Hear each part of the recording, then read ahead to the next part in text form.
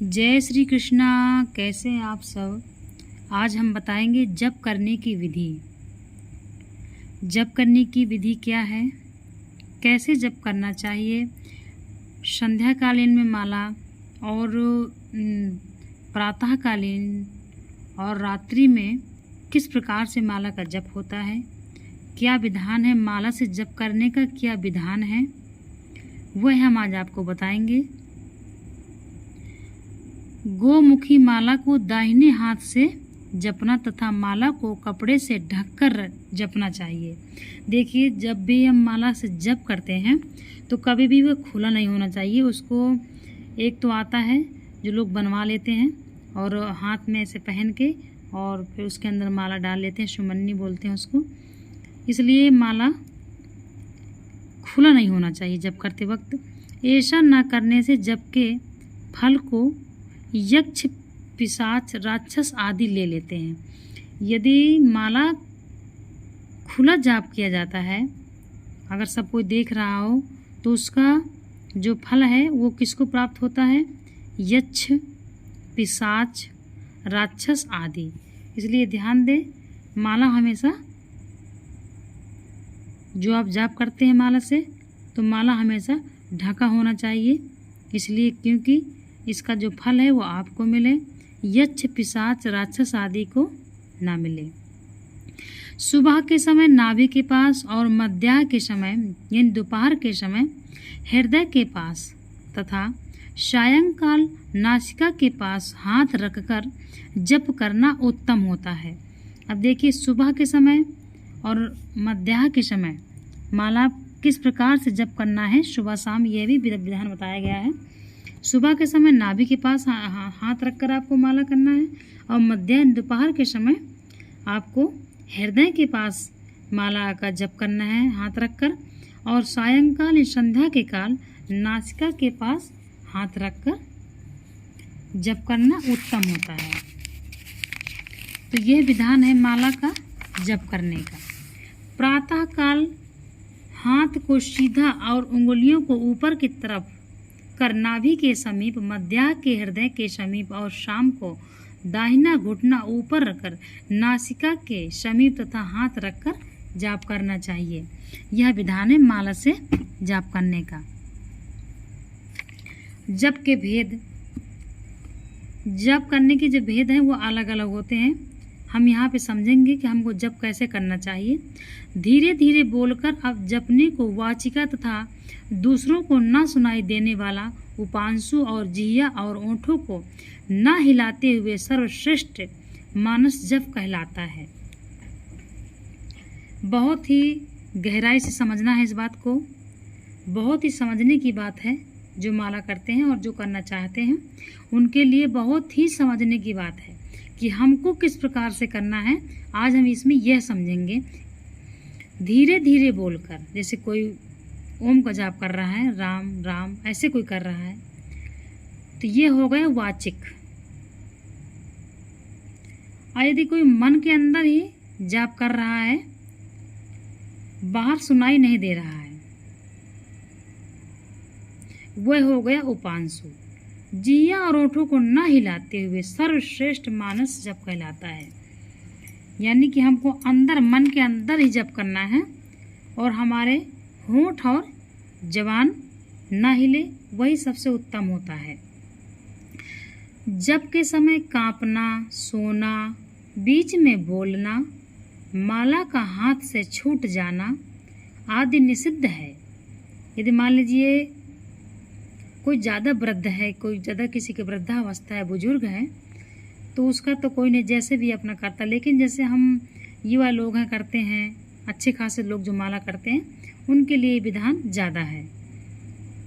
जप के समय कांपना, सोना, जैसे कोई कोई माला करते हैं, लेट जाते हैं, तो वो माला करते करते सो जाते हैं, ये गलत बात है। आप सही अवस्था में बैठिए और माला करिए, और जब पूरा माला हो जाए तब आप उसको रख करके फिर आप सो जाएं। बीच माला करते करते सो जाने में पाप लगता है और माला और वो जप आपका निष्फल हो जाता है। इसीलिए यह ध्यान देने योग्य बात है। जप के समय कांपना, सोना, बीच में बोलना। देखिए, माला को जब हम करते हैं तो हमको बीच में बिल्कुल भी नहीं बोलना चाहिए। माला का हाथ से छूट जाना आदि निषिद्ध है, यह वर्जित है।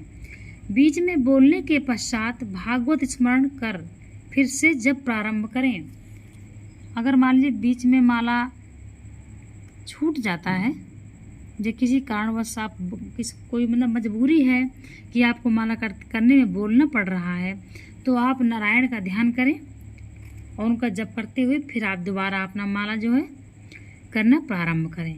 तो ये है माला करने की भेद विधि। तो सबसे उत्तम क्या है कि हमको मन के अंदर भगवान का नाम लेना, ओम का करें, राम का करें, कृष्ण का करें। आप कोई सा भी नाम का जप कर रहे हैं तो आपको अपने आत्मा से करना है और ध्यान रहे जबान और होंठ भी नहीं हिलना चाहिए। वह सबसे सर्वश्रेष्ठ जप माना गया है। घर में जपने से 1 गुणा, गौ के समीप में 100 गुणा, पवित्र बगीचे और तीर्थ में 1000 गुणा आदि, नदी के तट पर 1,00,000 गुणा, देवालय में करोड़ गुणा और शिव के समीप अनंत गुणा जप का फल होता है। अब देखिए, आप इसमें से आपके पास क्या सुविधा है और आप कहाँ कर सकते हैं, यह आप स्वयं समझेंगे। घर में जपने से 1 गुणा, यह कोई अनिवार्य नहीं है कि आप बाहर ही जाएं, क्योंकि मान लीजिए कोई माताएं बहनें हैं वो बाहर नहीं जाना चाहती हैं, तो आप घर में भी कर सकती हैं शुद्ध अवस्था में। 1 गुणा, गौ के समीप 100 गुणा, अगर गाय के समीप बैठ के आप करते हैं तो 100 गुणा फल मिलता है। और कोई पवित्र बगीचा हो तो वहाँ पे, और तीर्थ में 1000 गुणा, नदी के तट पर 1,00,000 गुणा, देवालय में करोड़ गुणा और शिव के समीप अनंत गुणा। यदि आपके घर में कोई मंदिर बना हुआ है और शिवलिंग रखा हुआ तो आप वहाँ भी कर सकते हैं। लेकिन जैसे बड़े दिवालय होते हैं, बड़े शिवालय मंदिर होते हैं, बड़ी बड़ी मूर्तियाँ होती हैं, तो वहाँ का जो महत्व है वो अलग है। क्योंकि जो दिवालय होते हैं, जो बहुत बड़ी बड़ी मूर्तियाँ होती हैं, तो मंदिर में जो मूर्तियाँ होती हैं बाहर, वो उनकी प्राण प्रतिष्ठा होती है, इसलिए उनका वो ज़्यादा माना गया। वहाँ भगवान 24 घंटे निवास करते हैं, जैसे कि शिवालय हो गया। और जो हमारे घर के मंदिर हैं, ये भाव की मूर्तियाँ होती हैं। जब हमारा भाव करो तब हम पूजा करते हैं, सुबह करते हैं, शाम करते हैं। कभी कोई मजबूरी होती है तो हम नहीं भी कर पाते हैं।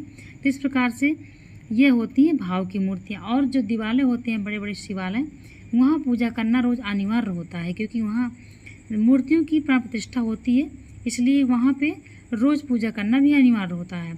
इसीलिए घर में जो हमारे मंदिर होता है तो वहाँ पर मूर्तियों की प्राण प्रतिष्ठा नहीं करवाई जाती है। घर में मूर्तियों की नहीं होती है और बाहर मंदिरों में मूर्तियों की होती है प्राण प्रतिष्ठा। तो इस बात का आपको ध्यान रखना है। व्यास स्मृति के अनुसार आसन के नीचे की मृत्तिका का तिलक मस्तक पर जप के अंत में लगाने पर जप सफल होता है। आप जिस जगह भी आप बैठ के जप करते हैं, तो जब आपका जब माला समाप्त हो जाए, आप जब कर चुके जप, तो आपको वहाँ की थोड़ी सी मिट्टी लेके तिलक कर लेना है। इससे आपको आपके माला जप का संपूर्ण फल मिलेगा, सफल होगा, सार्थक होगा। ऐसा न करने से जप का फल इंद्र को प्राप्त होता है। यह बात सच है। जब हम घर में निमित्त पूजा करते हैं, तब भी हम जब पूजा हो जाती है तो एकदम से आसन छोड़ के नहीं जा सकते हैं। आप थोड़ी से ऐसे ऐसे एक तरफ, इस तरफ उस तरफ, आपने दोनों हाथ के नीचे समझ लीजिए, थोड़ा थोड़ा पानी का आचमन करते हैं, फिर जल का आचमन करके फिर उठते हैं। तो वह अगर आप ऐसा नहीं करते हैं, पृथ्वी में पूजा के बाद जल का थोड़ी सी आचमन नहीं करते हैं, तो वह फल इंद्र को मिल जाता है। तो इसी प्रकार से माला करने वालों के लिए विधान है कि यदि आप उठते हैं जब माला करके और आप बस उठ के आप चले गए, तो वह आपका जो फल है माला का, तो वह जप का फल आपको इंद्र को प्राप्त हो जाएगा। इसलिए आप थोड़ी सी वहाँ की मिट्टी लेकर के रज लेके आपको थोड़ी सी वहाँ का तिलक करना है। मान लीजिए आपके पास उस जगह मिट्टी नहीं है, तो आप क्या करें, क्योंकि आप तो घर पक्के बन गए हैं तो हर जगह मिट्टी उपलब्ध नहीं है, तो आप थोड़ी सी, जैसे आपके पास तुलसी है तो तुलसी की थोड़ी सी मिट्टी आप एक छोटी सी किसी पात्र में रख के बैठिए, और जब भी आप वहाँ से माला करके उठते हैं तो आप थोड़ी सी मिट्टी वही लगा लीजिए। जैसे कि मान लीजिए आप तो मिट्टी लिए, थोड़ी सी पृथ्वी में छुआइए और बस टच करके अपना लगा लीजिए। इस प्रकार से आप कर सकते हैं। तो माला करने का यह विधान है। इन्हीं नियमों का पालन करते हुए माला करना चाहिए। जो वृद्ध हैं उनको, जिनके अब जो कोई ज़्यादा वृद्ध है वो उसके हाथ पांव हिलते हैं, माला छूट जा रहा है, तो उनका कुछ भगवान भी माफ़ करते हैं क्योंकि वो वृद्ध हैं। उनके जब स्वयं हाथ पैर काम नहीं कर रहे हैं, चलो आखिर उनकी इच्छा तो है, मन तो कर रहा है, वो खाली सोच लें, उनको खाली सोचने का ही फल मिलता है। इसलिए ये जो मैं आपको बता रही हूँ ये ज़्यादातर वृद्धों के लिए अनिवार्य नहीं है।